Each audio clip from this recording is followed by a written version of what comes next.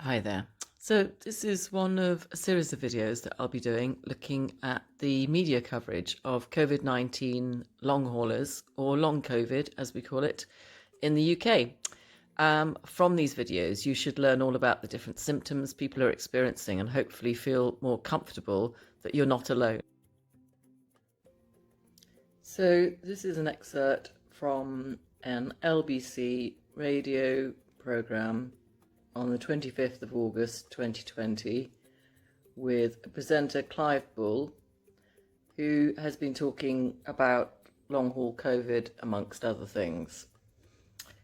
My name is Nick Mitchell, and I'm very honoured that the lovely long COVID support group on Facebook, which has amazingly good resources, fantastic people, and more importantly, 19,000 members, invited me to speak on their behalf. And you will see that following my interview, there are a number of others which give a very different picture. So enjoy. I agree that we do need more research into this longer form and the long-term effects as well of the disease. Let me bring in now Nick Mitchell, who is a member of the LongCovid support group, who's been suffering with symptoms for quite a while now. Nick, hello, Nick. Hi, how are you? Well, I'm good. More to the point, how are you, and how long have you been suffering?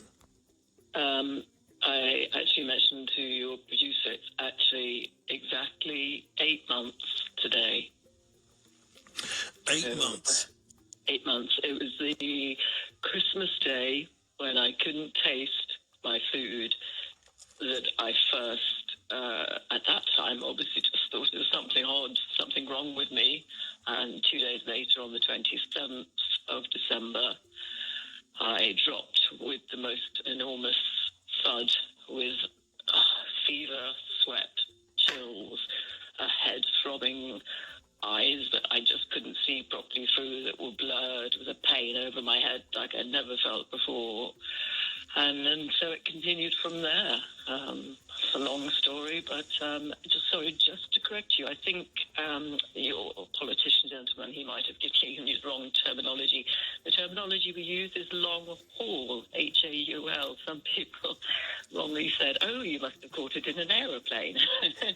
But long haul COVID is normally the terminology, or in the States, it's actually called long tail sometimes. But there are now many groups, but the long COVID support group that I'm a member of in the UK, we have over 19,000 sufferers who are members. 19,000 people, gosh. That's just in one group. There are over 50 groups, and that's just on Facebook. There are many more on other social media platforms. This is a crisis that needs urgent government attention. This is not going away. COVID-19 is not just about deaths. Let's think about it from the point of view of even the 19,000 in one of the groups, this group that I am talking with today.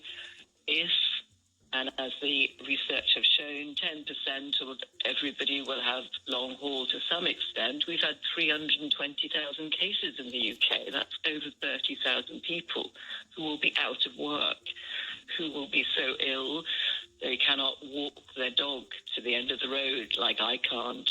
I can't clean my fridge because I become so out of breath I collapse on the kitchen floor. We are united by the most strange and complex illnesses that we all feel mentally that we're going mad. More so because nobody believes us, and particularly if, like myself, you got it very early and you had it January, February, before it was even heard of, you were accused of just having anxiety or psychotic attacks.